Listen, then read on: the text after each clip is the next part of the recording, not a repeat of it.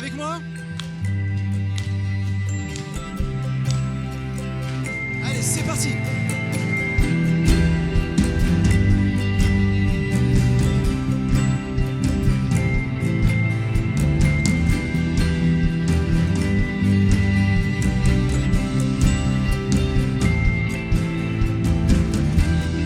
Allez, tous ensemble, on frappe les mains.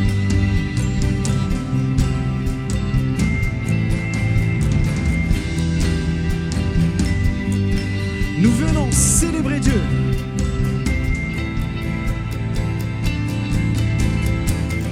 Nous venons célébrer Dieu, nous voulons l'adorer. Devant lui nous nous courbons pour élever son nom. Hey! Allez, ensemble.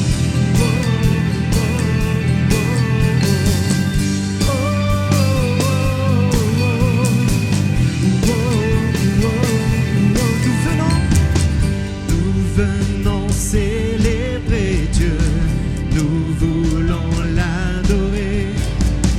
Devant lui nous nous courbons pour élever son nom.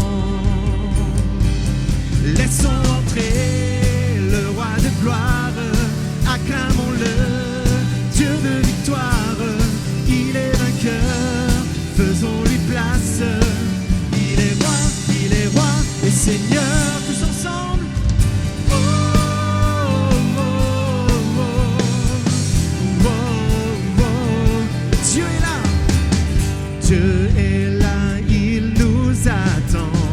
Il entend nos prières. Sa parole est éternelle. Elle est notre essentiel. Laissons entrer le roi de gloire. Acclamons-le, Dieu de victoire.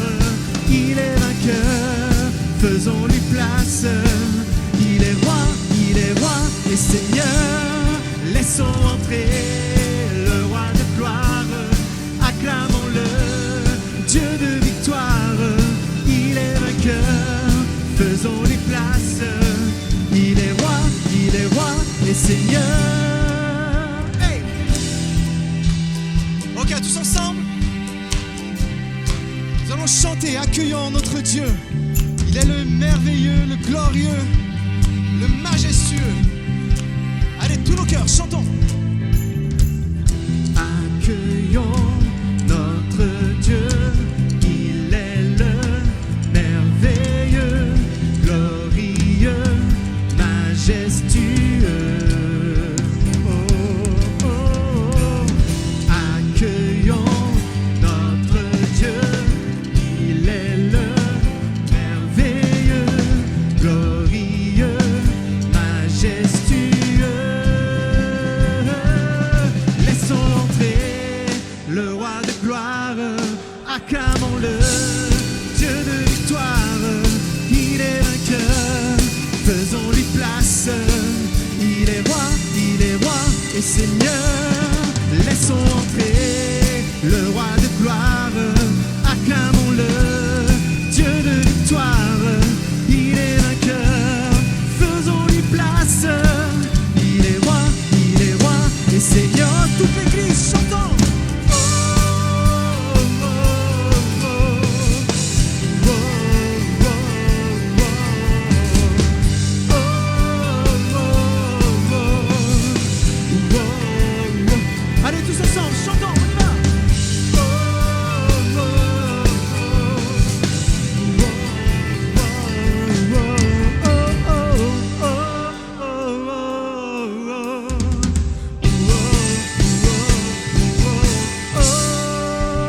Oh, est-ce qu'on peut acclamer notre Dieu ce matin et pousser un cri de joie vers lui?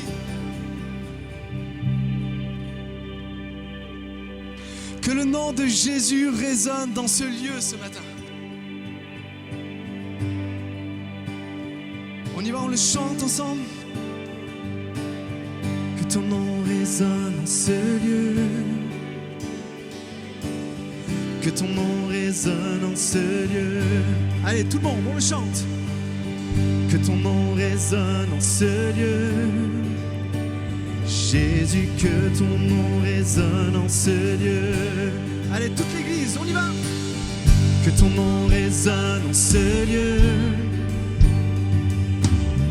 Que ton nom résonne en ce lieu. Chantons. Que ton nom résonne en ce lieu. Jésus, que ton nom résonne en ce lieu. Tous ensemble.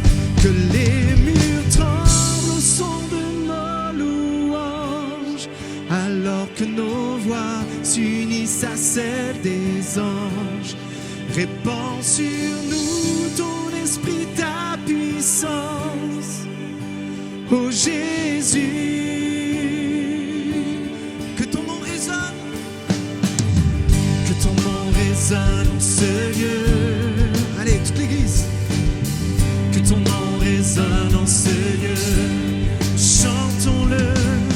Que ton nom résonne en ce lieu. Jésus, que ton nom résonne en ce lieu. Que les murs tremblent au son de nos louanges, alors que nos voix s'unissent à celles des anges.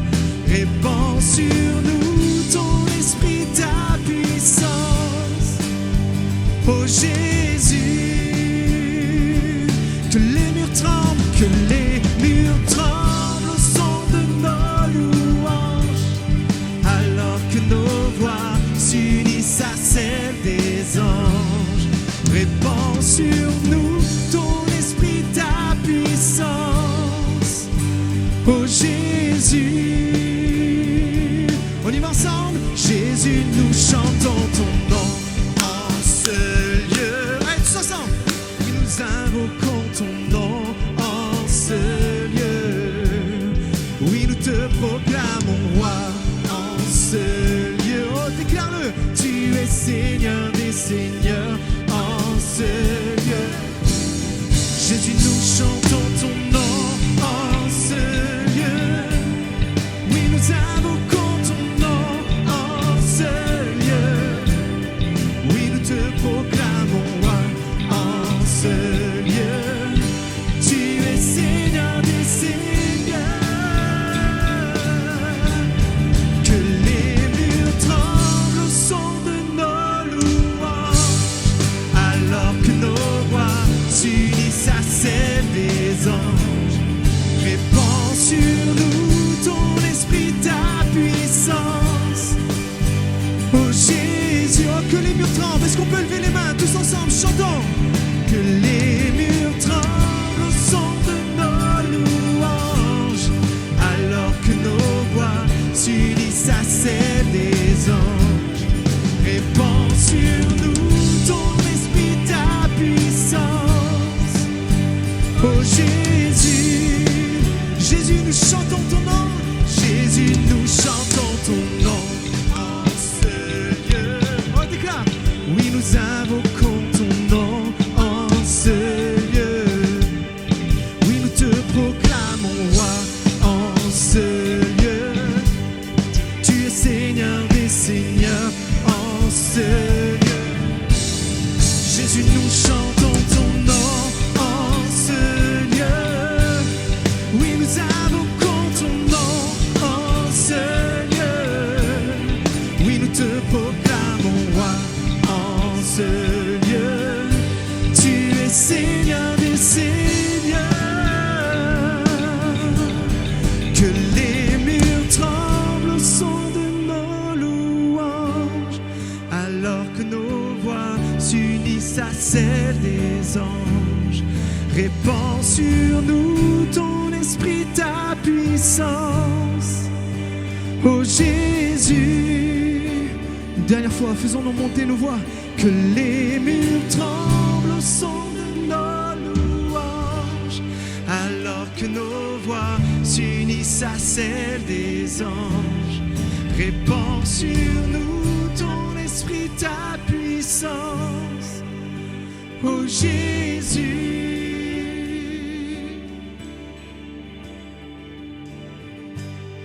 Seigneur, c'est ton nom que nous élevons, ce nom au-dessus de tout autre nom, le nom de Jésus. Chantons-le.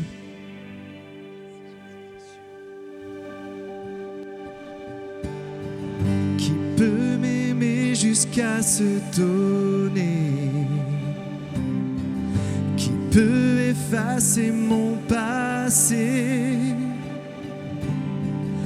inonder mon âme assoiffée et me donner la vie?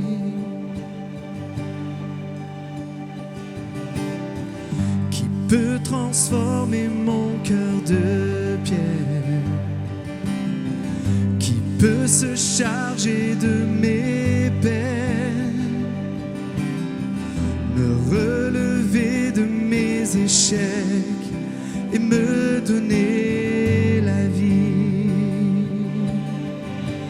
Précieux sang versé à la croix, précieux nom humilié pour moi, précieux don pour sauver mon âme, précieux, précieux.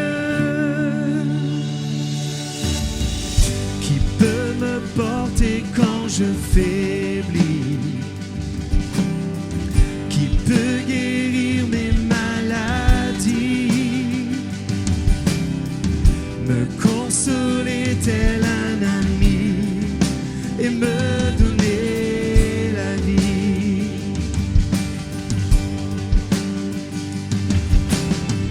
Qui peut me donner un avenir? Qui peut comprendre mes soupirs,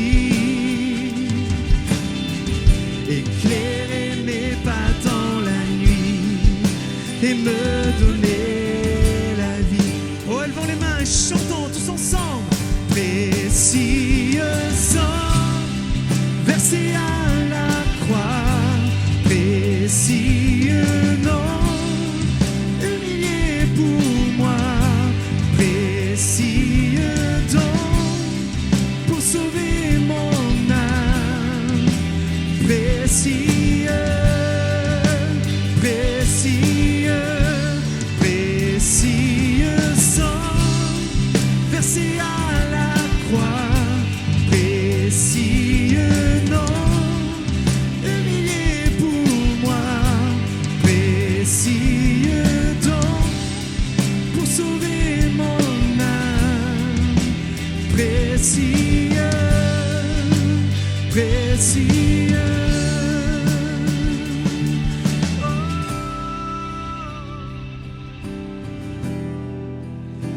Tu es précieux, Jésus, tu es précieux, oh Dieu.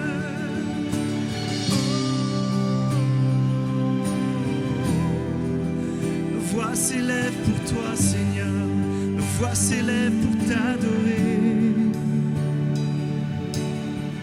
Quand mon péché sévit, ta grâce m'a franchi. Non, rien ne peut te retenir.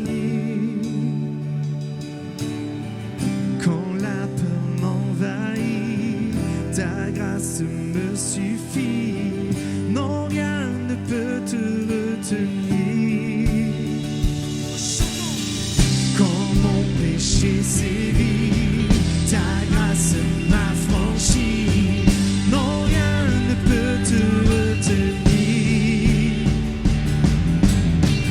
Quand la peur m'envahit, ta grâce me suffit. Non, rien ne peut te retenir de tout mon cœur. Ni la douleur, ni la peur, ni le passé, ni le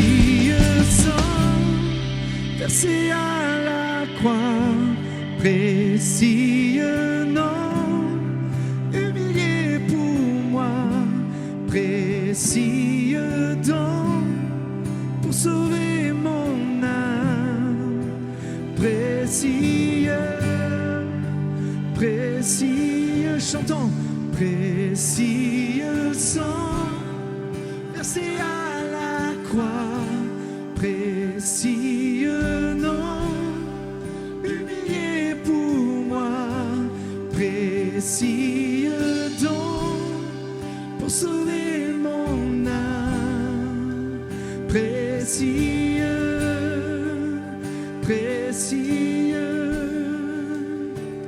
Alléluia. Est-ce que vraiment dans un même élan de cœur, tous ensemble, on peut élever nos voix, peut-être élever nos mains et lui dire merci Jésus pour ce sang qui a été répandu pour moi, pour me laver de mes péchés.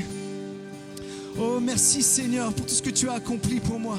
Élève ta voix, dis-lui merci pour ce précieux don qui a sauvé ton âme.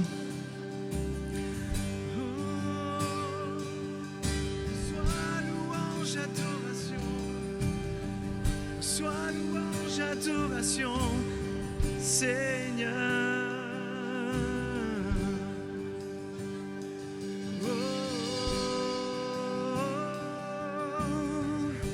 Ni la douleur, ni la peur, ni le passé ne peuvent me séparer de toi, Jésus. Oh, rien ne peut nous séparer de ton amour. Rien ne peut nous séparer de ton amour, Jésus. Oh, oh, oh.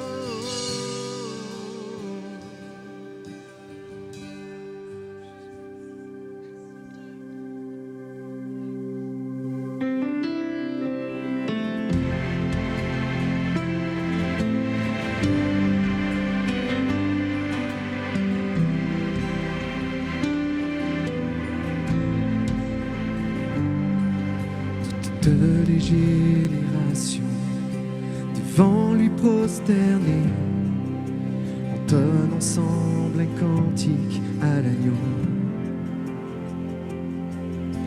Ceux qui nous ont précédés et ceux qui nous suivront entonneront ce cantique à l'agneau.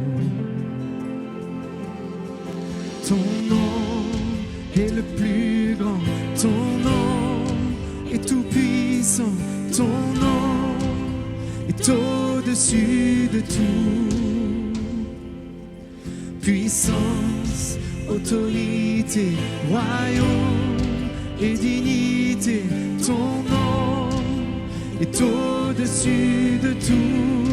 Et les anges acclament, tu es saint, l'univers proclame, tu es saint, tu es glorifié, Dieu très saint, à jamais tu es saint. Chantons ensemble. Vous qu'il a pardonné, vous qu'il a racheté, venez chanter ce cantique à l'agneau. Vous qui l'a libéré, vous qui portez son nom, venez chanter ce cantique à l'agneau. Ensemble, nos voix résonnent pour l'éternité et les anges acclament. Tu es saint, l'univers proclame. Tu es saint, tu es glorifié, Dieu très saint, à jamais tu es saint. On y va ensemble, tout ton peuple crie. Tu es saint, toi le roi des rois. Tu es saint, Dieu d'éternité. Tu es saint, à jamais tu es saint. Chantons ensemble. Ton nom est le plus grand, ton nom est tout puissant, ton nom est au-dessus de tout. Puissance, autorité, royaume et dignité, ton nom est au-dessus de tout. Oh, levons les mains, chantons, déclarons.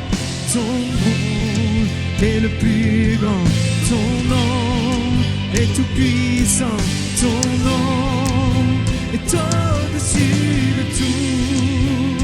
Oh, déclare puissance, puissance, autorité, royaume et dignité, ton nom est au-dessus de tout. Et les anges acclament, tu es saint, l'univers proclame, tu es saint, tu es glorifié, Dieu très saint, à jamais tu es saint.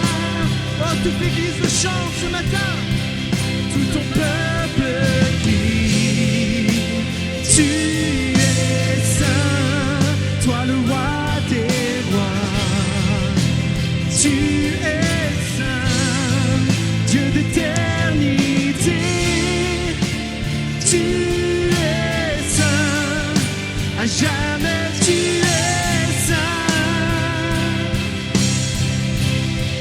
Dieu d'éternité,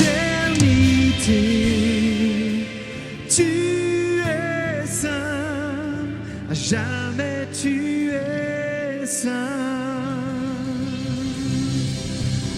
Oh, acclamons notre Dieu ce matin. À lui la louange, l'adoration, à lui la reconnaissance de nos cœurs. Alléluia.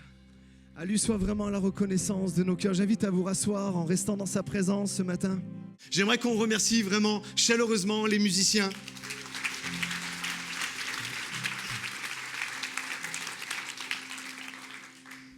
Merci à eux pour leur accompagnement. Pasteur Jérémy n'est pas là ce dimanche et merci à tous, en tout cas au niveau de l'équipe de louange, de relever le défi et puis de chanter avec moi. Ça va, c'était pas trop dur? Ils répondent pas, ils font comme s'ils n'ont pas entendu. Non, merci en tout cas les amis. Ça va, vous allez bien? Ouais, ça va. Fatigué, mais ça va. La voix un peu fatiguée aussi, mais je suis heureux d'être là. Ce matin, je voulais partager un message et ça fait depuis cet été que j'ai envie d'en parler. Et ça va être une série sur 2, voire 3 messages, donc ne manquez pas ces prochains messages parce que je crois vraiment qu'il y a quelque chose qui peut se passer, des déclenchements ou quelque chose qui va être déclencheur qui va prendre place. En tout cas, la semaine dernière, c'était les baptêmes. Amen. On a pu baptiser 6 personnes et c'était vraiment une journée, un moment béni. Vous savez comment on appelle ça maintenant à l'Église Espoir? On appelle ça le festival des vies transformées. Et pour nous, c'est ça, c'est un festival de témoignages, de voir un témoignage vivant, actuel, véridique qu'aujourd'hui encore Dieu peut faire des choses. Dieu fait des choses beaucoup plus grandes que ce qu'on pourrait penser. Et juste cette petite annonce pour toutes les personnes, là, normalement, d'ici, et je crois qu'on a déjà calé la date, mais elle reste à confirmer, mais normalement, le 14 janvier, on devrait refaire encore un autre service de baptême. Il y a déjà 5 personnes qui sont inscrites pour ce service de baptême. Et s'il y en a parmi vous, vous vous posez des questions et vous vouliez en savoir plus par rapport au baptême, n'hésitez pas à venir me trouver à la fin, et puis on va en parler, et puis on va parler de la préparation au baptême, et c'est quoi qui nous qualifie en tout cas pour aller jusqu'au baptême. Voilà, ceci étant dit, comme je vous disais tout à l'heure, ce message que je vais vous apporter, alors même si la plupart, vous êtes tous des chrétiens, ça fait longtemps que vous êtes là. Il y en a d'autres ici, vous êtes là pour les premières fois ou la première fois. D'ailleurs, est-ce que toute l'Église, on peut accueillir comme il se doit les personnes qui nous ont rejoints? Je vois des personnes nouvelles. Soyez les bienvenus. soyez les bienvenus. Mais en tout cas, ce message, je crois vraiment qu'il peut se passer quelque chose dans vos vies, que vous soyez chrétien ou non, ou que vous êtes sur un cheminement. On va s'arrêter vraiment sur un enseignement qui, je crois, peut vraiment changer votre vie. Et je vais vous parler de défis ce matin. Je vais vraiment vous parler de défis. Le plus grand défi, vous savez ce que c'est aujourd'hui ? Un des plus grands défis, en tout cas que moi, en tant que pasteur, je peux voir, mais on peut regarder dans toutes les strates de la société, c'est exactement la même chose, c'est l'absence de leadership.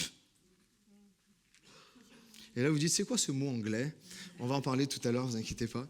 C'est l'absence de gens qui prennent leurs responsabilités, qui ont un but et qui prennent leurs responsabilités. Je suis désolé de parler de leader et de leadership, mais il n'y a pas d'équivalent en français. Et donc, pour vous dire... La plus grande absence qu'il y a, c'est des personnes qui se lèvent et qui font ce qu'il y a à faire. Des gens qui prennent leurs responsabilités dans leur mariage. Des maris qui se lèvent et qui disent « c'est bon, je vais gérer, je vais arrêter de laisser ma femme gérer ». Une femme qui dit « c'est bon, je ne vais pas me laisser aller, je vais gérer aussi ». Un employé qui se lève et parce que tout le monde ne fait rien, alors lui, il ne fait rien. Sauf que toi, tu es chrétien. Et tu as des responsabilités aussi en tant que chrétien. Des personnes qui se lèvent dans l'église et qui disent « je ne vais pas laisser à quelqu'un d'autre faire ce que moi je suis appelé à faire ou ce que je suis en mesure en fait de faire ». Et c'est un besoin numéro 1 aujourd'hui. Les besoins numéro 1, c'est pas l'argent, c'est pas les programmes, c'est pas un bon programme d'église, mais le besoin numéro 1, c'est d'avoir un bon leadership, d'être un leader. On est tous appelés à être leaders de qualité, centré sur l'enseignement de ce que la Bible nous dit, de l'enseignement de Jésus. Avez-vous remarqué aujourd'hui comme les gens démissionnent vite ? Ouais ou pas ? Peut-être tu es quelqu'un qui démissionne vite. Tu es quelqu'un qui abandonne vite. Tu es quelqu'un qui baisse les bras vite. Et en fait, nous avons besoin de partout, dans toutes les sphères de la société, de personnes qui sont responsables, qui ont un but, qui ont une vision et qui y vont. Où sont les vrais leaders aujourd'hui ? Ils sont où ? Il y a personne qui dit « ouais, je suis là ». Ils sont où ? Mais pour de vrai, il n'y en a pas là ? Bah, laissez-moi pas tout seul. Oh. Allez, moi, je lève. Où sont les vrais leaders aujourd'hui ? Merci. Je me sentais seul. Hein. Alors, c'est quoi le leadership ? Quand on parle de leadership, on va mettre une définition que j'ai pu trouver, comme ça vous met un peu dans le bain. Le leadership est un terme emprunté à l'anglais, définit la capacité d'un individu à mener ou conduire d'autres individus ou organisations. Et là, aujourd'hui, on peut parler d'église, dans le but d'atteindre certains objectifs. On dira alors qu'un leader est quelqu'un qui est capable, écoutez ça, de guider, d'influencer et d'inspirer. C'est ça. Et quand vous lisez ça, peut-être vous vous dites, ça c'est pas pour moi, moi je suis pas quelqu'un comme ça. Eh ben non. D'habitude, Gabi, t'as toujours juste. Mais là, non. Nous avons tous, et on va lire ensemble tout à l'heure de toute manière, et je vais prouver ça bibliquement. Comprenez, le leadership est un acte, c'est pas une vocation.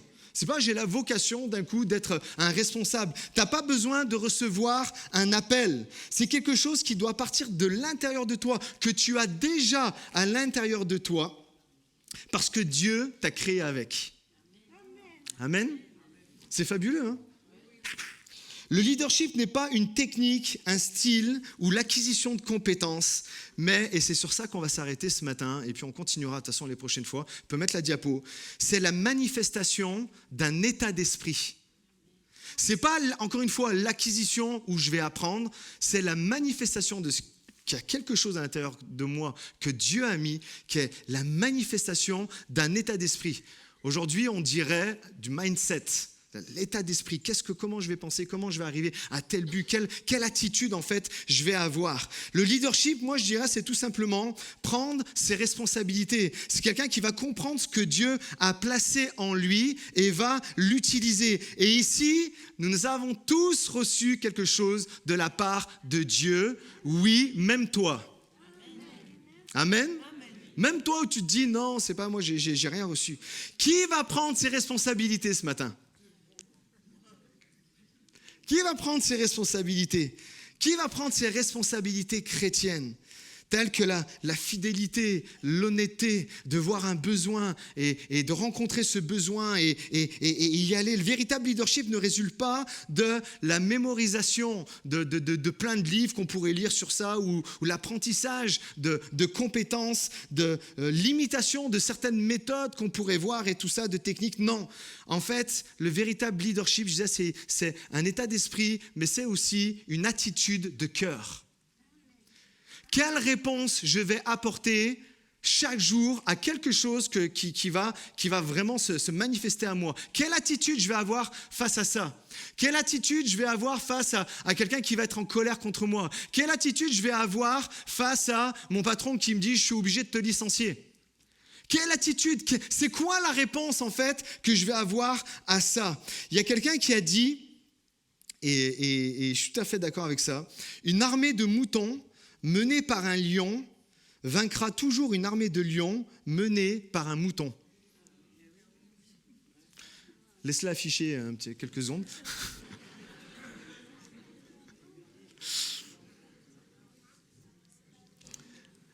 Le tout maintenant, c'est de savoir qui tu es. Est-ce que tu es un mouton ou est-ce que tu es un lion? Moi, je me souviens, je parlais avec quelques personnes. Le pire, c'est que maintenant, aujourd'hui, j'en ai un. Je parlais des iPhones. J'aimais les gens qui prennent des iPhones. Aujourd'hui, c'est tous des moutons. Ils font la même chose. Et ça, on peut le répéter dans plein de choses et tout ça. On est là, on est conditionné à avoir quelque chose parce que tout le monde là, alors nous, on fait pareil. Vous comprenez? C'est quoi? T'es un mouton ou t'es un lion? Il y a une histoire africaine. C'est une sorte de conte. Qui dit qu'un jour, il y avait un berger qui était là. Et puis, il sortit dans un champ avec ses moutons. Et il était là en train de faire paître le troupeau. Et puis, d'un coup, il entend un bruit dans les buissons. Et il va voir, et puis en fait, il trouve un tout petit bébé lionceau qui est là. Et dès que le berger voit ça, il a peur. Il se dit, oulala, il doit y avoir la mère qui traîne pas loin. Il doit y avoir toute la meute qui traîne pas loin. Laisse-moi partir. Et en fait, les heures, elles passent. Et puis, il entend toujours ce petit lion qui essaye de miauler tant bien que mal et qui fait bouger un peu les branches. Et en fait, il s'aperçoit que vraiment, le petit lion, le petit lionceau, il a abandonné. Alors, qu'est-ce qu'il fait? Il le prend avec lui, avec les moutons. Vous voyez où je veux en venir ou pas? Et il le prend avec les moutons et tout ça. Et puis, pendant les 8 premiers mois, il lui donne du lait. Il le fait grandir. Il est là, le lion, il est là, il grandit. Mais en fait, il commence à se comporter comme un mouton. Quand le berger appelle, allez, on sort tous. Il y a le lion, il est avec les moutons comme ça. Il broute de l'herbe. Il est devenu mouton, en fait. Et en fait, il grandit. Et il se comportait comme... Puis le temps passe. Il devient vraiment grand. Et une fois que le berger est en train d'amener son troupeau encore dans les pâturages, il y a un rugissement qui se fait entendre. C'était un autre lion. Je ne vais pas faire rugissement, je ne sais pas faire. Après, il y en a, ils vont se moquer de moi. Et là, le rugissement se fait entendre. Et là, il y a tous les moutons, plus l'autre lion, qui court de toutes ses forces pour entrer dans la bergerie. Il n'avait jamais entendu ça. Il dit, qu'est-ce que c'est que ça? Et le temps passe, et un jour, ils reviennent encore dans les champs, et puis il y a encore le rugissement du lion qui se fait entendre, et notre lion, qui est un mouton, entend ça, puis ça le fait vibrer de tout son être, mais de peur. Il ne comprend pas ce que c'est, jusqu'à ce que l'autre lion s'approche, le regarde, et se met à rugir encore. Mais ce n'est pas un rugissement de « je vais te mettre en pièces », c'est le rugissement de « mais qu'est-ce que tu fais ?»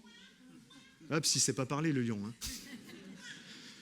Mais qu'est-ce que tu es en train de faire? Tu es un lion et puis tu es avec les moutons là. Les moutons, viens, on les mange, mais on n'est pas eux. Et là, il y a comme une invitation qui est là. Et le lion lui dit, vas-y, essaye de rugir. Et puis le lion qui est un mouton essaye, il miaule en fait. Et l'autre lion, il rugit jusqu'à ce que petit à petit, il y arrive. Et en fait, il s'est rendu compte que il arrivait à faire la même chose que l'autre animal qu'il n'avait jamais vu et qui pourtant, il se sent si proche. Et un dernier rugissement de l'autre lion qui lui dit, allez, maintenant il va falloir y aller, tu viens avec moi, tu n'es plus un mouton. Et là, le lion qui était autrefois en fait un mouton, commence à regarder les autres moutons, commence à regarder le berger, commence à voir au loin la bergerie et se dit c'est bon, maintenant je réponds à l'appel de l'autre lion et je vais partir. En fait, il y avait l'appel du lion qui l'amenait à être un vrai lion, qui il était, ou de rester un mouton. Il y avait cet appel d'être vraiment ce qu'il était appelé à être et à abandonner ce qu'il avait. C'était une invitation à passer de mouton à lion. Et cette image illustre clairement peut-être un appel que chacun d'entre nous reçoit.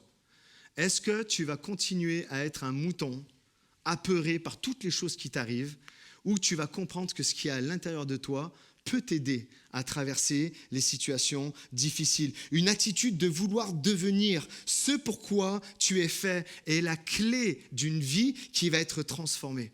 En fait, jusqu'à ce changement d'attitude, ce lion continue de penser, d'agir et de vivre comme un mouton. Et qu'est-ce qu'il nous faut comprendre ? Qu'est-ce qu'en fait il nous faut savoir ? Il nous faut savoir quelle est notre vraie nature. Le gros problème qui se passe chez nous les chrétiens et dans l'humanité tout entière, c'est qu'on a du mal à comprendre qui on est. Qu'est-ce qu'il y a à l'intérieur de nous ? Il y a quelque chose d'inhérent à l'intérieur de chacun d'entre nous. Inhérent, qu'est-ce que ça veut dire ? Ça veut dire que c'est quelque chose d'intrinsèque, c'est en nous. On ne peut pas le séparer, en fait. Ça fait partie de qui on est. Et en fait, tout comme le lion a pris une décision pour son avenir, de ne pas rester un mouton, de la même façon, toi, aujourd'hui, tu vas être confronté à un choix de rentrer littéralement dans qui tu es appelé à être. C'est un appel, en fait, à devenir. Et cette question se pose à chacun d'entre nous aujourd'hui. En fait, tout comme le lion comprenait que pour devenir lui, pour devenir qui il était, il devait quitter le connu pour l'inconnu, le confort pour l'inconfort. Et être un mouton ou devenir un lion. Devenir un leader, devenir responsable de ce que Dieu a placé dans nos cœurs. À un moment donné, toutes les personnes qui vivent une vie épanouie, c'est vrai ou pas ? Toutes les personnes qui vivent une vie épanouie, une vie qui a du sens, une vie d'accomplissement, ont dû faire ce choix pour rentrer dans l'appel de Dieu à être ce qu'ils sont appelés à être. Et c'est pour ça que tellement de personnes, des moments, vivent une vie où c'est dur de se lever le matin. C'est dur d'aller au travail, c'est dur de faire ci, c'est dur de faire telle chose et telle chose. Pourquoi ? Parce qu'on n'a pas compris le pourquoi du comment, de qu'est-ce que Dieu a mis en fait en nous. En fait, il y a comme un processus qui s'est arrêté. Regardez, suivez-moi. La plupart ici, encore une fois, nous sommes tous des chrétiens. Et nous avons tous été appelés par notre Dieu. Et nous nous convertissons, nous prenons notre baptême, par exemple, comme il y a eu en fait la semaine dernière. Mais il y a dans le processus, et les nouveaux baptisés, les plus jeunes dans la foi, comme les plus anciens, comprenez ça. Nous prenons notre baptême et il y a dans le processus comme un arrêt, quelque chose qui ne va pas. C'est cool, on est sauvés, c'est cool, on a trouvé une communauté avec lesquels on peut parler, on peut échanger des prières et tout ça. On trouve une église, mais on rentre dans un certain confort. C'est vrai ou pas ? Je dis des bêtises ou pas ? On rentre dans un certain confort. On est là et le processus qui devait aller jusqu'à nous faire découvrir qui on est et ce qu'on est appelé à être, il s'est arrêté au simple fait de « je m'arrête, je suis sauvé, j'ai une église, tout va bien ». Et malheureusement, beaucoup de chrétiens restent dans cet état-là. Ce que je disais la semaine dernière lors des baptêmes, nous existons, l'Église elle existe, d'accord ? Nous travaillons fort pour pouvoir vivre et répondre à la mission de Jésus, allez et faites de toutes les nations des disciples et baptisant au nom du Père, du Fils et du Saint-Esprit. Mais malheureusement, trop de personnes s'arrêtent là. C'est bon, je suis baptisé, c'est bon, je suis sauvé, c'est bon, j'ai donné mon cœur, j'ai donné ma vie à Jésus. Mais la vie trépidante de la foi, le miraculeux, Il y en a qui ont soif de vivre du miraculeux. Le miraculeux, l'excitation de remporter des victoires, le sentiment d'accomplir une œuvre qui dépasse notre propre vie. Quand on fait partie d'une église, faut arriver à le comprendre ça. On fait partie de quelque chose qui nous dépasse. L'église existait avant que tu arrives et elle existera après ta mort aussi. Et on rentre dans une œuvre qui nous dépasse, mais là, nous avons toutes les ressources et les moyens et la capacité, en fait, de rentrer là-dedans. Le seul truc, c'est de savoir et de se dire, je vais quitter le confort. Je vais quitter le rivage. C'est bon, j'ai compris, il y a un processus et tout ça. Je donne ma vie à Jésus, je vis dans la repentance, je vis dans la transformation et tout ça. Mais je ne vais pas m'arrêter simplement à être quelqu'un de sauvé et puis c'est bon, je continue ma propre vie. Le pire, en fait, de ce que je remarque, c'est ça. C'est quand on ne veut pas quitter le confort, ce confort se transforme bien souvent en enfer. Quand je ne veux pas quitter le confort, ma petite routine et tout ça, au bout d'un moment, ça ne va pas. Et en voulant se protéger humainement, et c'est ce qu'on veut tous faire, hein, en voulant se protéger humainement de l'inconfort, on finit par être nous-mêmes dans l'inconfort en croyant être dans le confort. Ça va, vous m'avez suivi ? Et on se dit, non, c'est bon, je ne vais pas aller là, non, je ne vais pas faire le pas de plus, non, je ne vais pas, non. Et puis on croit qu'on est dans un confort, en fait, non. Au final, on est mal dans nos baskets, on est mal, en fait, dans notre vie. Ce message et ces messages qui vont suivre sont faits pour que vous puissiez traverser cette forêt d'intimidation, rentrer dans la jungle.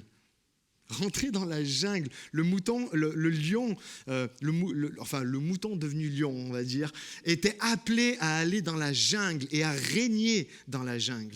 Et ces messages sont faits ce matin et les prochains qui vont suivre pour que chacun vous puissiez rentrer dans votre jungle et régner. Parce qu'on est appelé à ça, est-ce que vous le savez ? Merci pour les 3 amen. Hein. Il y en a qui regardent la série The Chosen. Elle est super cette série, hein. Vraiment, je vous invite vraiment à la regarder. Sur Netflix, il y a la première saison, sur Canal aussi, puis des moments sur C8, la série passe. Et en fait, vraiment, elle est super cette série. Et je regardais encore dernièrement, il y a là, vous savez, quand Jésus arrive au début de l'évangile, et puis il appelle les disciples. Et puis notamment, il appelle Pierre, Simon Pierre, et André, son frère. Et puis il y a Jacques et Jean, les fils de Zébédée, tout ça. Et en fait, c'est des pêcheurs, d'accord ? Ils ramassent du poisson et jettent là-bas, puis il y a la pêche miraculeuse, et puis là, ils sont ébahis. Et il arrive à un moment où Jésus, comme un peu ce lion qui regarde l'autre lion qui se conduit comme un mouton, il lui dit, allez, lâche tout ça et maintenant suis-moi. Et en fait, quand je regardais ça encore, je l'ai lu plein de fois, mais de voir des images aussi, c'est percutant. Et il est là, et en fait, il lâche ses filets. Et il rentre en fait dans ce que Dieu l'a appelé. La raison principale, bien sûr, on sait que Jésus en fait a fait tout ça et est venu pour sauver en fait l'humanité. Mais la raison principale, et Jésus dit à ce moment à Pierre, là tu pêchais des poissons jusqu'à présent, mais je vais te faire découvrir ta vraie nature. Tu sais ce que c'est ta nature ? Tu vas être un pêcheur d'hommes maintenant. Et il y a comme un appel, c'est bon, quitte le rivage, quitte toutes ces choses que tu connais, et maintenant on va rentrer dans la jungle. Là où les choses sérieuses se passent, et tu vas voir que même si tu vas être dans l'inconfort, tu vas vivre des choses qui vont être juste spectaculaires. Et quand on lit les évangiles, on le voit, hein, c'est Pierre qui marche sur l'eau, c'est pas un autre. Hein. Pierre qui fait des choses extraordinaires, c'est Pierre qui va prêcher, puis il y a 3000 personnes qui vont se convertir. Comprenez ? Mais il y a un moment, il y a un appel à quitter le rivage et à se dire, ok, je vais rentrer dans ce que Dieu m'appelle à être. Et bien souvent, les gens qui arrêtent leur service dans l'église, et comprenez, vraiment, hein, je ne vise personne et j'en fais pas une généralité parce que bien souvent, les gens qui abandonnent et tout ça, il y a plein de paramètres et tout ça qui arrêtent en jeu. Mais moi, des moments, la question que je me pose, c'est comment on en arrive à oublier ce pourquoi, en fait, on sert ? Comme pour Pierre, on est appelé à être des pêcheurs d'hommes. Quand je suis là et que je travaille en fait dans l'église, quand je suis là, je sers à l'église. Je parle de l'équipe de louange. Je viens dimanche après dimanche, ou l'équipe technique, ou la vidéo, l'accueil, que sais-je, le ménage. En fait, pourquoi je le fais? Est-ce que je le fais pour faire plaisir au pasteur? Est-ce que je le fais pour faire plaisir même à la communauté? Non, je le fais, il y a une vision plus grande derrière. Parce qu'à travers ce que je fais, même si c'est un petit travail de fourmi, je suis en train d'œuvrer et de mettre la pierre à l'édifice dans quelque chose qui me dépasse et qui est beaucoup plus grand que ce que je pourrais faire tout seul. Amen. Et c'est pour ça que c'est tellement important. Et la question est ce matin, c'est quoi ton état d'esprit? Pose la question à ton voisin. C'est quoi ton état d'esprit? Ne répondez pas, parce que sinon... Et là, ils vont raconter leur vie. Ouais, moi, si tu savais. C'est quoi ton état d'esprit? En fait, c'est ton état d'esprit qui va conditionner ta vie. C'est ton état d'esprit qui va conditionner. Comprends, ce que tu penses, c'est ce que tu es. Il n'y a pas d'autre chose. Ce que tu penses, c'est ce que tu es. Ton état d'esprit est plus puissant que ton statut social ou ton compte en banque ou tout ce que tu peux trouver. Un chrétien, qu'il soit riche, qu'il soit pauvre, il vit comme un prince dans sa tête parce qu'il sait que son Père, c'est le roi des rois. Amen. C'est ça un état d'esprit. Un chrétien, qu'il ait beaucoup ou pas, ne le rend pas plus triste ou plus malheureux ou plus joyeux. Non, en fait, il est juste joyeux parce qu'il a appris à vivre dans le contentement et que Dieu est toujours là pour pourvoir à ses besoins, quoi qu'il en soit. C'est ça un état d'esprit. Comprenez? Et ton état d'esprit est tellement puissant en toi. Peut-être tu dis, j'avais pas entendu ça, j'ai jamais capté ça et tout ça. Mais dans toute la Bible, en fait, ça se manifeste. C'est pour ça que, par exemple, dans 2 Corinthiens, l'apôtre Paul dit « Quand je suis faible, c'est alors que je suis fort. » En fait, c'est comme un rappel de peut-être tu vis quelque chose de difficile, tu es faible et tout ça, mais en fait, quand tu es faible, il y a la puissance de Dieu qui agit en toi et tu peux être fort et tu peux régner. C'est ça la réalité de la vie.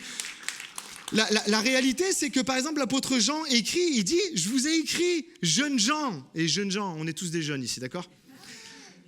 Parce que vous êtes, dites-le avec moi, on le redit, vous êtes, que la parole de Dieu demeure en vous et que vous avez vaincu le mauvais. Le psalmiste dit, psaume 68, verset 28, « Ton Dieu ordonne. » Je le redis, vous le lisez, « Ton Dieu ordonne. » Dans toute la Bible, ça transparaît. Qu'il y a quelque chose à l'intérieur de nous et nous savons qui c'est. Et nous savons la force qui agit en nous, mais qui te dit « Hey, t'es peut-être faible, t'as peut-être pas toutes les compétences que les autres ont, mais celui qui vit en toi est plus puissant que celui qui vit dans le monde. T'es fort, t'es puissant, tu peux en fait le faire. » Et ça transparaît dans toute la Bible que le Seigneur veut et qu'on ait même... Bien sûr... Il faut qu'on ait un esprit humble. Je ne suis pas en train de vous parler d'orgueil et tout ça, puis de despotisme et de marcher sur la tête des gens et tout ça. Non. Il faut être humble, c'est vrai, mais pas timoré. Savoir qui on est, j'ai un esprit fort, véritablement, un esprit de vainqueur, un esprit de conquérant, basé pas sur mes propres forces, mais sur celles de notre Dieu, vous comprenez? C'est pour ça que Paul écrira alors qu'il est en prison et alors qu'il est enchaîné, vous comprenez le contexte, et il dit quoi? « Je puis tout par celui qui me fortifie. » Comprenez la trame là? Il y a quelque chose en nous, en fait, qui nous appelle à être forts, qui nous appelle, en fait, à régner. Et votre état d'esprit, en fait, vous devez le voir comme un serviteur. C'est vrai, hein? Votre état d'esprit, en fait, il faut le voir comme un serviteur. C'est le serviteur qui peut ouvrir les portes de votre vie ou qui peut les fermer. Et ça, malheureusement, Dieu ne peut pas le faire pour vous. C'est à vous de vivre d'une manière intentionnelle et de croire ce que la Bible, elle dit. Votre état d'esprit est le reflet de ce que vous pensez être. Et je frémis à l'idée de vous poser la question et de vous dire, c'est quoi?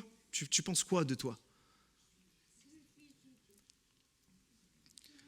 Malheureusement, tellement de personnes se dévalorisent. Ils disent, si tu savais. Et en fait, les leaders, ce sont ceux qui ont décidé de prendre leurs responsabilités. Ils pensent, écoutez ça, et ça c'est un apprentissage de quelque chose qui est à l'intérieur de nous. Ils apprennent à penser différemment d'eux-mêmes. Là, justement, où tu te vois faible, d'accord, c'est une vérité, Dieu peut te rendre fort. Là où tu te vois moche, puis on peut même parler du physique, là où tu te vois moche, te dire, mais en fait, je suis une créature merveilleuse telle que la parole de Dieu, elle me le dit. Je suis une belle personne, je suis une bonne personne. Quand je réfléchis, ce que disait l'apôtre, le roi David, quand je réfléchis à qui je suis, mes mains, le fonctionnement, quand on regarde le cœur, comment il bat, tout est millimétré, tout est à la perfection. Je suis une belle créature. Dis-toi-le, vas-y, je suis une belle créature. Non, regarde pas ton voisin, dis-toi-le à toi-même là. Là, tu as le droit de te le dire à toi-même. Je suis une belle créature. Et en fait, ceux qui prennent leurs responsabilités, qui comprennent toutes ces choses-là, en fait, ils comprennent que Dieu les voit beaux. Et que Dieu, mais vraiment, hein, quel papa, quelle maman voit son fils ou sa fille moche? En fait, j'ai quelque chose qui me... Je le dis, mais vous prenez vraiment ça au dernier degré. Hein. Mais, là, vous dites, mais qu'est-ce qu'il va dire encore? Des moments, on va voir des gens à la maternité. Vous comprenez ce que je veux dire? Et les parents, ils sont là, rien comme il est beau. Et nous, on les voit. Ouais, ils sont beaux. Non, à des moments, les bébés, ils sont pas toujours beaux quand ils sortent du ventre de leur mère. Pas toujours. Mais pour leur papa et leur maman, il est beau, c'est le plus beau, qu'est-ce que tu me racontes? Tu vois? Avec Dieu, c'est la même chose. Amen. C'est la même chose, il te voit beau. Et en fait, les leaders donc comprennent cela. Je dis, les gens disent ça de moi, ils me voient comme ça, ils me voient comme ça, ils me voient comme ça. Mais moi, j'apprends à penser autre chose et j'apprends à penser ce que Dieu dit de moi, en fait. Réfléchissez un instant, on peut parler de Joseph. Joseph était là, puis ses frères, ils étaient là. Ouais, regarde-le, celui-là, là, avec son orgueil démesuré, ce qu'il est en train de dire par rapport au rêve qu'il a reçu. Le gars, là, c'est Dieu qui lui parle, en fait, directement. Mais lui, il n'en avait que faire. Il savait que ce qu'il avait reçu, ça venait de Dieu. Et au final, il l'a vu se passer. On peut penser, vraiment pour prendre des cas majeurs dans la Bible, on peut penser à David. David, oublié de son père, de ses frères. David, il est où? Il y a un David dans notre famille? C'est l'autre là. L'autre artiste là. Vous savez, des moments artistes, moi j'aime pas qu'on me dise que je suis un artiste parce qu'il y a des gens, ils ont une mauvaise connotation avec ça. Ouais, l'autre artiste là, l'autre perché là, qui joue de la guitare et qui chante pour ses moutons. C'est de lui que tu veux parler? C'était David ça. C'était David. Et il était là, lui, c'est un petit, c'est un oublié. Mais lorsque les choses se précisent, David, il n'y a pas « je suis un petit, je suis un artiste ». Il y a un combat à mener pour Dieu, il y a quelque chose. Il est où le géant ? Je vais y aller parce qu'il savait qu'à l'intérieur de lui, ce n'était pas simplement un petit berger qui gardait des moutons, mais qu'à l'intérieur de lui, il y avait le lion de la tribu de Juda qui rugissait et il est rentré dans son appel. Et il a fait tomber Goliath. Je prends mes responsabilités. En fait, j'y vais. Et ça, c'est le bon état d'esprit, les amis. Les choses, il faut aller les chercher avec le bon état d'esprit. Si j'avais laissé, et moi, je prends la parole, c'est simple. Aujourd'hui, je suis là, mais je pourrais vous laisser la parole. Mais si j'avais laissé les autres dicter ce que j'aurais dû faire dans ma vie, mais de plein de choses, désolé, mais de mes parents, à des amis, à l'école, à toutes sortes, à des professeurs, je me souviens, à toutes sortes de choses. Si je les avais laissés par leur pensée, dire toi, tu n'es pas capable de ça, toi, tu devrais faire ci, je ne serais pas là aujourd'hui, en train de prêcher dans cette magnifique église. Parce qu'il y a un moment, il faut se voir autrement que ce que les gens disent et pensent. Et les gens veulent nous mettre dans un moule, vous comprenez? Et il faut savoir, il faut se dire non. Je vais me regarder comment Dieu me regarde, avec les yeux de la foi. En fait, on vit notre vie en fonction de ce que nous pensons être. Et la question est, êtes-vous un mouton ? Est-ce que tu te laisses aller à droite, à gauche et que tu vis selon ce que les autres disent ? Ou êtes-vous un fils ou une fille du roi des rois ? C'est ça la question. Si vous êtes un fils, une fille du lion, de la tribu de Juda, ça veut dire que vous aussi, vous êtes un lion.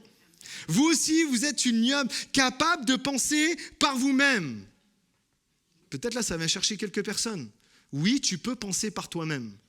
Tu n'es pas obligé de suivre ce que toujours tes amis disent ou ce que tes parents disent, d'accord ? Tu peux en fait penser par toi-même et aller au-delà des limites imposées par les hommes. Et comprenez, c'est à ce moment-là que vous allez devenir véritablement un témoin de la puissance de Dieu. Un témoin de ce que Dieu est capable de faire dans une vie. Le roi Salomon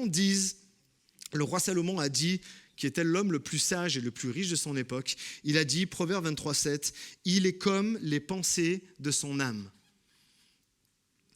Tu es comme ce que tu penses. Si tu penses que tu es un moins que rien, si tu penses que tu es moche, si tu penses que tu n'as pas de capacité, si tu penses que tu ne peux pas y arriver, eh bien effectivement, c'est ce qui va se passer.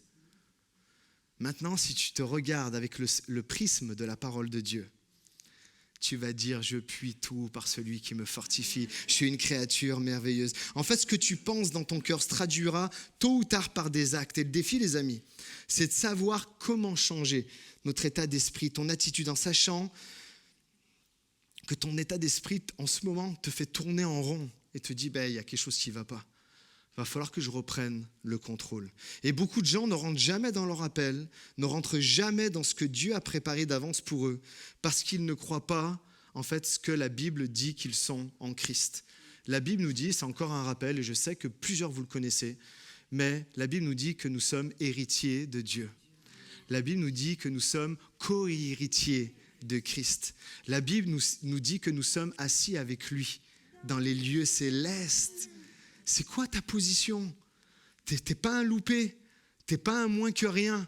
C'est pas parce que tu as loupé quelque chose dans ta vie et puis que même ça a apporté du drame que ta vie elle est finie. Non, Dieu n'en a pas fini avec toi. Amen. Et du moment où tu vas reprendre, tu vas saisir ces choses-là, il y a quelque chose qui va se passer dans ta vie. Ton état d'esprit conditionne ton environnement. Et c'est là où je veux en venir. Et c'est ça qui est tellement important. Conditionne ton environnement. En fait, moi, je crois vraiment que le chrétien, ça doit être un thermostat. C'est lui qui dit la température qu'il fait dans la pièce. C'est pas les autres. C'est vrai ou pas ? Il y en a, vous les fréquentez, vous suez.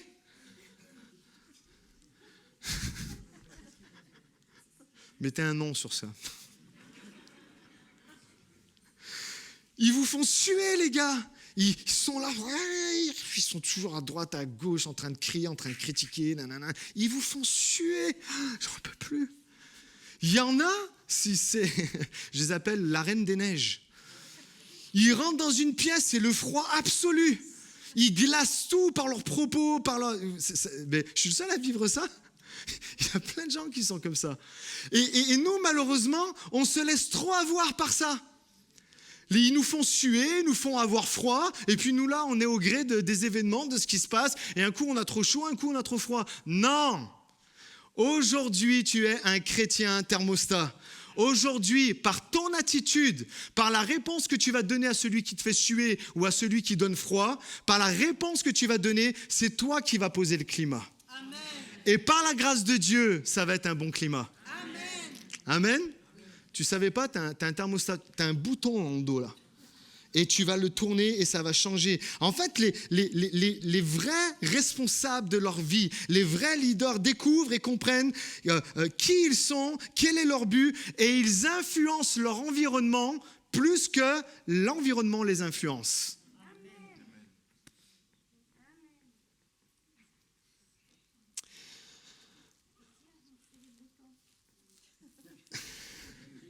T'as dit quoi ?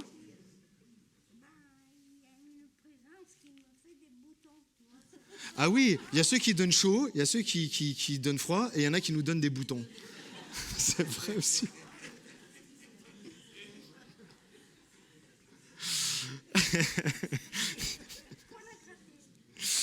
Il y en a, c'est du poil à gratter, c'est vrai.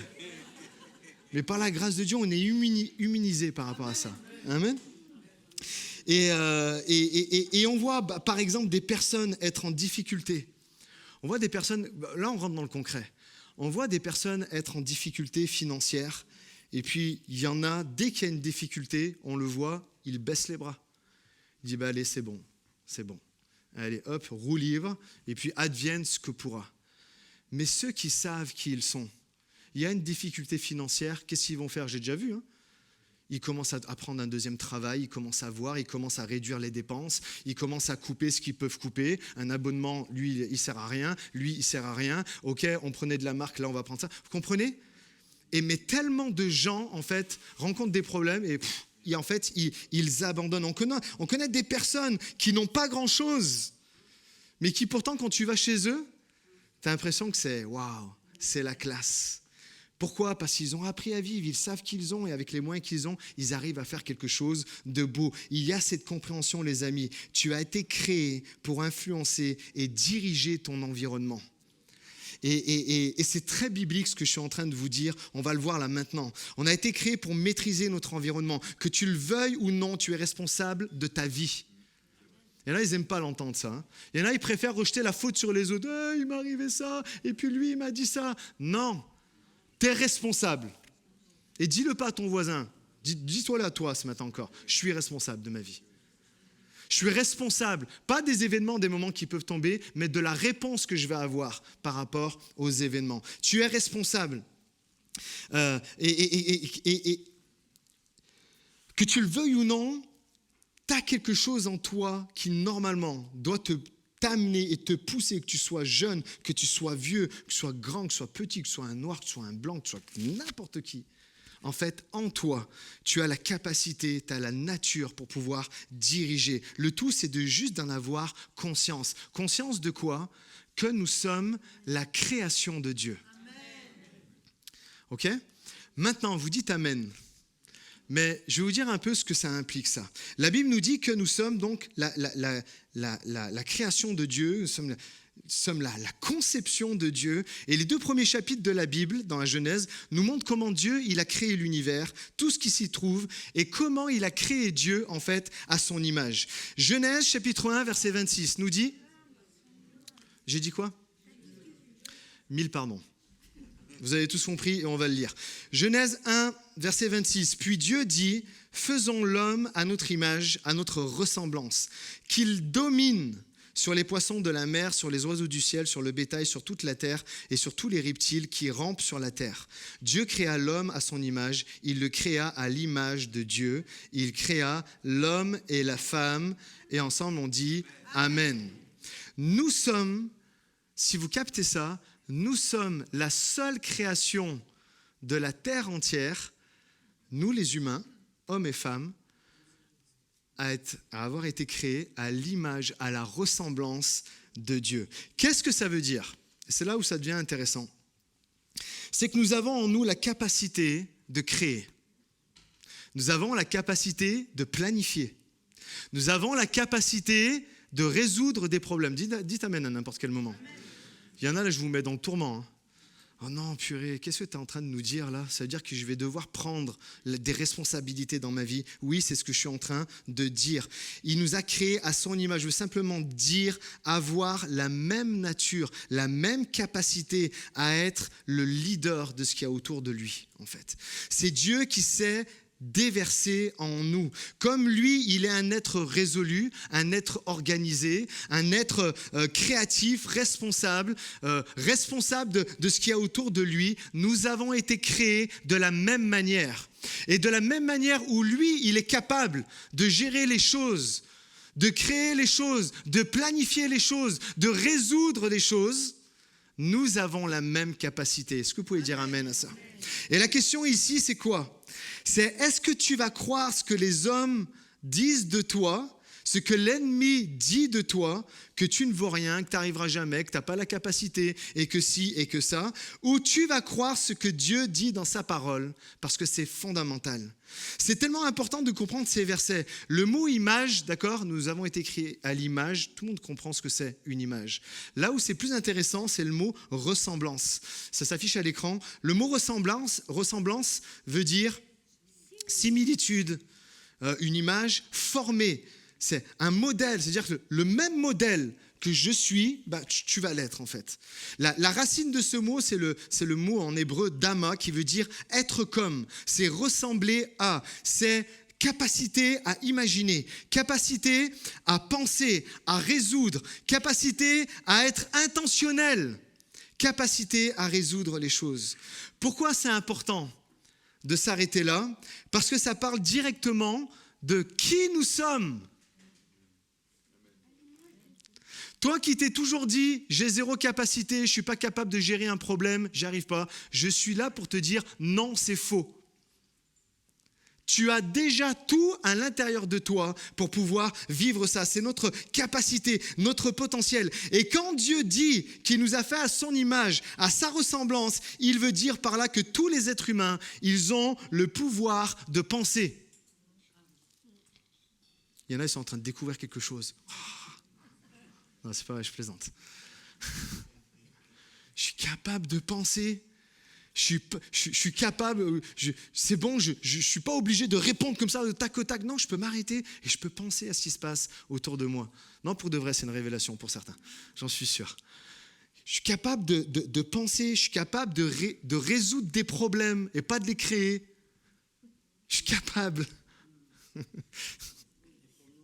Il n'y a pas beaucoup d'amen. Hein. Je suis capable d'être intentionnel. Je suis capable d'être créatif. Je suis capable d'être ingénieux. Il y a telle chose qui se passe devant moi. Je peux avoir l'intelligence pour arriver en fait à faire avec ça. Tout le monde ici, dites-le avec moi. Tout le monde, dites-le avec moi. Vous ne savez pas, hein? Tout le monde est à la ressemblance de Dieu. Et vous êtes capable, en fait. Qu'est-ce que ça veut dire? Ça veut dire que nous avons été conçus avec une part. J'hésitais beaucoup à dire ça, mais je me suis dit, non. On a tous, qu'est-ce que ça veut dire? On a tous été conçus avec une part de divin en nous. Et là, j'entends dire peut-être certaines personnes, merci, t'abuses quand même, on n'est pas des dieux. C'est pas ce que je suis en train de dire. Hein. On a juste à se côtoyer les uns les autres pour savoir qu'on n'est pas des dieux. Hein. D'accord? Il n'y a pas de souci avec ça. Hein. Mais comprenez en fait, la création, elle est divine. Tu as juste à te balader dans la nature, à voir la montagne, la mer, les poissons, tout ça. Seul un fou pourrait dire que ce n'est pas divin. D'accord? Vous savez le dicton, hein, un peu de science éloigne de Dieu, beaucoup de science, de savoir à comprendre comment les choses, elles marchent, rapproche de Dieu. C'est pas moi qui le dis, c'est beaucoup de scientifiques, des prix Nobel et tout ça. Et nous faisons partie de la création. Plus encore, il n'y a que pour l'espèce humaine que Dieu a dit, faisons l'homme à notre image. Donc ça veut dire qu'il n'y aurait pas du divin en nous? Je crois, et c'est personnel, hein, vraiment, que le Saint-Esprit a été envoyé, d'accord? Cet esprit a été envoyé pour ressusciter cela en nous. À cause du péché, vous le savez, à cause du péché, le péché produit la mort, le péché a produit la séparation avec Dieu, mais par Jésus, lorsqu'il vient, par sa mort, par sa résurrection, par l'envoi en fait du Saint-Esprit, il y a quelque chose qui ressuscite en nous.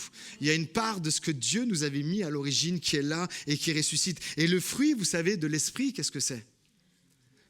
J'en ai parlé aussi la semaine passée. C'est l'amour, c'est la paix, c'est la bienveillance, c'est la joie, c'est toutes ces choses-là.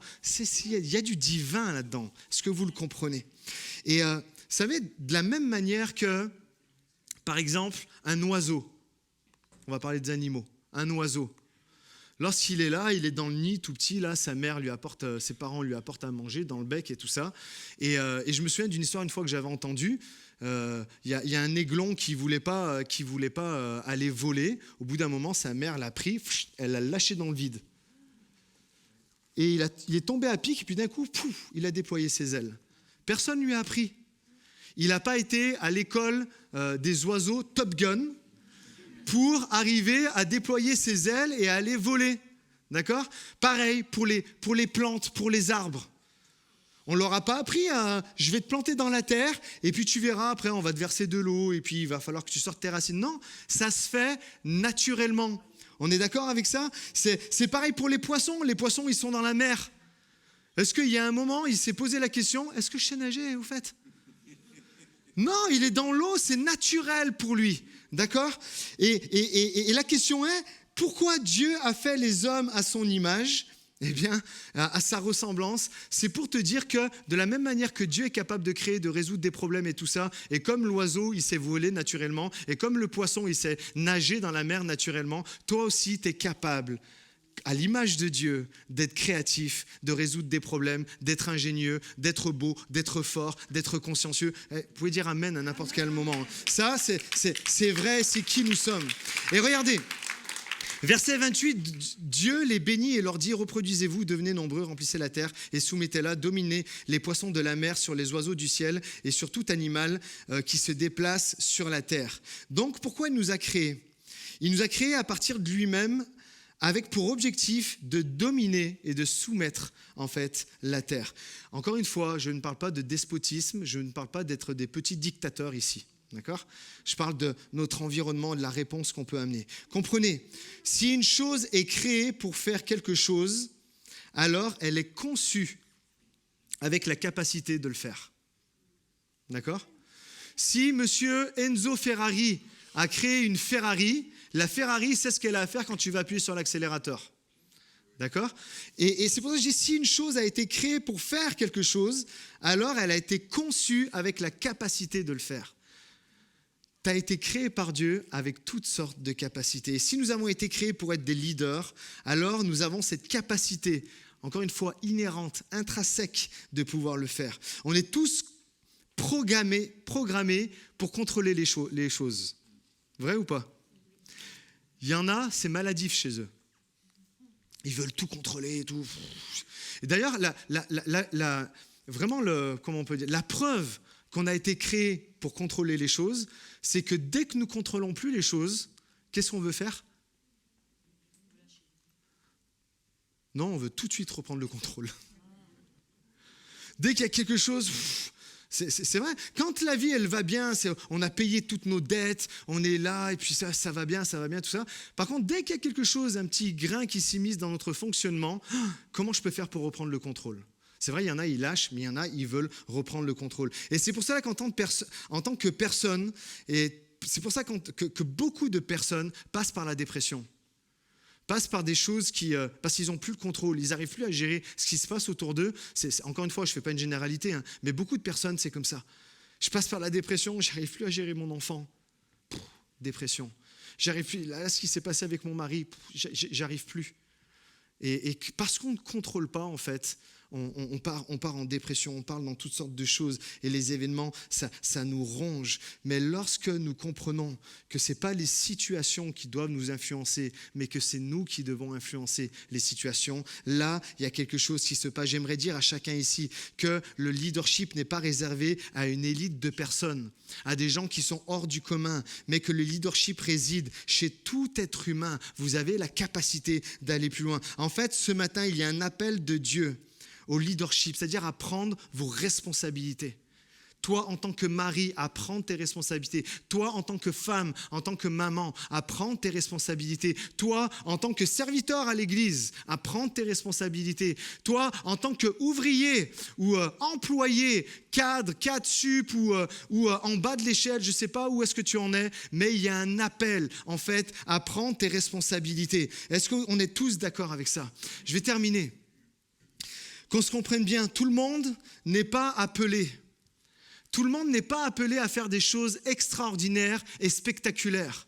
Parce que dans l'inconscient de beaucoup de personnes, les leaders, qui ils sont ? Les leaders, c'est des personnes qui sont en lumière et ils sont là, ils font des choses extraordinaires, c'est spectaculaire et tout ça. Non. Comprenez, la maman qui est monoparentale, c'est-à-dire qu'il n'y a plus son papa, il n'y a plus son mari à la maison. Et puis qui a des enfants, elle se lève à 5h du matin, à 6h, elle prend le bus, elle travaille toute la journée. Elle rentre à la fin de la journée, c'est tard dans la fin d'après-midi. Et puis là, il y a les devoirs qui commencent. Et puis ensuite, il faut faire à manger. Et puis ensuite, il faut laver les enfants. Et puis ensuite, il faut coucher les enfants. Combien comprennent qu'il n'y a aucun regard qui se pose sur cette femme-là, mais pourtant, elle fait quelque chose de spectaculaire et d'extraordinaire. Ça, c'est un leader. Comprenez ce que c'est un leader ? C'est pas, il y a le regard dessus, ah c'est bon, c'est beau. Non, même quand il n'y a pas le regard dessus, c'est cette personne qui a un handicap, qu'il soit physique ou mental, et qui pourtant cherche un travail. Ne se dit pas, c'est bon, je vais laisser aller les choses et puis on va prendre soin de moi. Non, qui cherche un travail, qui se rend utile auprès de son entourage, auprès de son église, auprès de la société. Ça, c'est extraordinaire. Ça, c'est prendre son leadership. Ça, c'est être responsable de ce que Dieu nous a donné, malgré, en fait, ce qu'il pourrait y avoir. Ça serait tellement plus facile pour ces personnes de dire « Allez, je laisse aller, je laisse couler ». Non, pourtant, ces personnes-là le font. C'est cette personne qui passe par une maladie sérieuse, et qui pourtant a des perspectives d'avenir. C'est-à-dire, je vais pas me laisser aller. Je sais que Dieu a pour moi un avenir et de l'espérance, des projets de paix et non de malheur. Et qui se dit, je vais me lever et je sais que Dieu va être avec moi. Et malgré la maladie, je vais continuer à faire ce que je suis appelé à faire. Combien peut dire là s'il y a du leader? Amen ou pas? C'est ce papa. C'est ce papa qui est là, qui est responsable, qui est courageux, qui voit que sa famille, financièrement, elle s'en sort pas. Alors, qu'est-ce qu'il va faire? Il va prendre un deuxième boulot et puis il va joindre comme ça les deux bouts. Comprenez, si lui ne le fait pas, et pour tous les exemples d'avant, si eux ne le font pas, qui va le faire? Pourquoi? Parce que ces gens, peut-être ils l'ont compris ou ils ne l'ont pas compris, mais comme c'est à l'intérieur d'eux, ils laissent être ce que Dieu a mis sur leur cœur. Eh bien, se développer, se manifester. Je ne suis pas influencé par les circonstances extérieures. En moi, Dieu a mis la capacité à ce que ce soit moi qui influence les autres et pas l'inverse. Combien peuvent dire amen à ça? Vous savez, là, ce que j'ai fait, tous ces exemples que j'ai pris, c'est des personnes que je vois à l'église.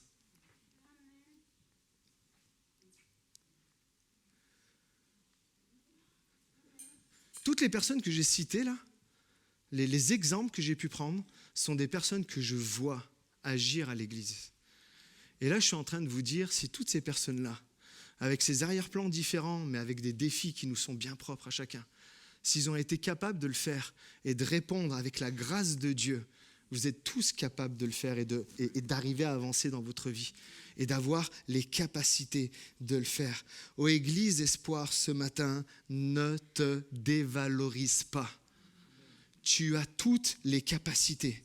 Tu peux prendre tes responsabilités. Tu peux réussir là où les autres ont échoué. Tu peux réussir peut-être là où tu as échoué depuis tellement de temps. Pourquoi ?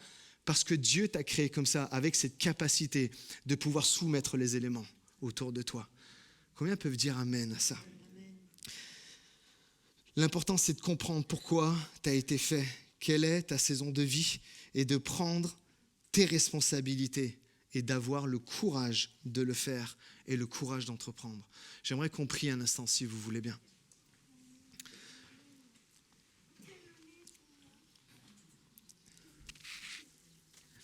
Seigneur, tu vois ce premier message et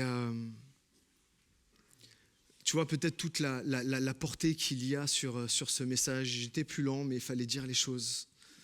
Et Seigneur, ce matin, tu vois, pas de musique, rien, mais je prie que ton Saint-Esprit passe dans les rangs.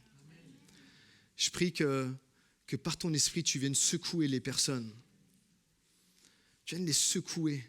Toutes celles qui se sont laissées aller, toutes celles qui ont perdu le contrôle et qui disent « c'est bon, je me mets en roue libre », afin que tu les rappelles, tu leur dirais hey, « tu es capable de prendre le contrôle, moi je suis avec toi, quand tu es faible, c'est alors que je suis fort ».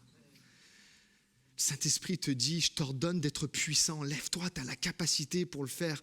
Jeunes gens, vous êtes forts. Vous avez vaincu le malin parce que la parole de Dieu demeure en vous. Seigneur, tu nous le dis du début à la fin. Je te prie, Seigneur mon Dieu, tu vois toutes les personnes qui sont dans les difficultés, qui sont en roue libre, qui ont lâché l'affaire, qui n'arrivent plus à maîtriser, Seigneur. Je prie afin que ton Saint-Esprit les relève, les réveille, qu'il y a quelque chose de nouveau. Je prie, Seigneur mon Dieu, pour que toute cette Église, du plus petit jusqu'au plus grand, prenne ses responsabilités, comprenne les capacités qu'il y a à l'intérieur de son cœur et de son corps et dise « Ok, je vais me lever ». Ce n'est pas les circonstances extérieures qui vont faire que je vais réagir de telle ou telle manière, mais c'est moi qui vais être le thermostat. Alors que jusqu'à présent, dans la maison, ça a été que des pleurs et des cris. Aujourd'hui, j'ai la capacité de maîtriser ça et de penser et d'être ingénieux et de créer l'atmosphère à la maison pour qu'à travers mes paroles, à travers mes gestes, ça soit plus que du bonheur et de la bienveillance. Et alors que ça va être fait, Seigneur, je le sais, petit à petit, les choses vont changer. Oui, ça ne va pas peut-être venir du jour au lendemain, mais il y aura comme un processus qui va être en marche. Je te prie pour toutes les personnes qui sont là et qui abandonnent, qui laissent les choses tomber. Je te prie, Seigneur mon Dieu, afin qu'ils reprennent le contrôle, afin qu'ils sachent que tu es avec eux et que tu leur donnes des forces nouvelles, des capacités nouvelles. Merci, Seigneur. J'aimerais faire un appel ce matin. Restez les têtes baissées, les yeux fermés. J'aimerais faire un appel à tous ceux qui ressentent le Saint-Esprit leur dire « Tu as besoin de changer d'état d'esprit ». Là, comme on dit aujourd'hui, tu es dans un mauvais mood, tu es dans une mauvaise sphère. Là. Tu penses les choses de telle et telle chose. Le Seigneur te dit, tu as besoin de changer ton état d'esprit. Tu as besoin de comprendre en fait qui tu es. À tous ceux qui disent, je ne veux plus être conditionné par mon passé, me laisser influencer par lui, mais qui disent, Seigneur, je veux être ce leader dans ma famille, je veux être ce leader pour mon conjoint, pour mes enfants, je veux être ce leader pour mon église, je veux être ce leader, c'est cette personne qui va prendre ses responsabilités dans mon travail. Alors j'aimerais prier pour vous. Juste tout simplement, toutes les personnes aussi, peut-être il y en a qui se disent, moi je veux tout donner maintenant à Jésus et je comprends qu'aujourd'hui ce qu'il a mis dans mon cœur, il faut que ça se révèle et je veux lui faire confiance. Tout simplement, levez votre main à votre place et je vais prier. Il n'y aura pas de musique, il n'y aura pas d'appel sur le devant. C'est juste maintenant entre vous et Dieu. Plusieurs mains se lèvent. S'il y en a encore une main se lève. Encore une main se lève. Alléluia, Jésus. Encore des mains se lèvent ici. Amen. Amen. Encore une main se lève. Ouais, Seigneur mon Dieu, je te prie pour toutes ces personnes. Tu les connais, tu les vois, tu sais où elles en sont. Prie avec moi, Église. Prie avec moi, Église Espoir. Prie pour toutes ces personnes qui ont levé la main. Seigneur, je te prie afin que tu fasses quelque chose de nouveau dans leur vie. Que leur vie ne soit plus dictée par les aléas, que leur vie ne soit plus dictée par leur passé, que leur vie ne soit plus dictée par ce que les gens disent d'eux, par leur passé, tout ça, mais que ça soit dicté, Seigneur mon Dieu, par ce que ta parole elle dit, Seigneur mon Dieu, et tu dis que nous sommes tes héritiers, que nous sommes les co-héritiers de Christ, que nous sommes assis avec toi, Seigneur mon Dieu, dans les lieux célestes. Ta parole nous dit que nous pouvons tout par toi, Seigneur mon Dieu, qui nous fortifie. Oh Jésus, je te prie une action nouvelle, des prises de décision dans la vie de toutes ces personnes qui ont lâché l'affaire, qui disent non, j'y arriverai pas. Non, Seigneur mon Dieu. On ne peut pas le faire pour eux. Tu ne peux pas le faire pour eux, Seigneur mon Dieu. Mais ce que tu peux faire, c'est les accompagner et accompagner une décision qui vienne d'eux, Seigneur mon Dieu. Juste laisser épanouir ce que tu as semé en eux. Ils ont cette capacité, Seigneur mon Dieu, de pouvoir gérer. Ils ont cette capacité d'influencer et pas d'être influencés, Seigneur mon Dieu, par les événements extérieurs. Oh Jésus, fais ton œuvre. C'est dans ton nom que nous avons prié. Et toute l'Église ce matin dit Amen, Amen, et peut donner gloire à Dieu.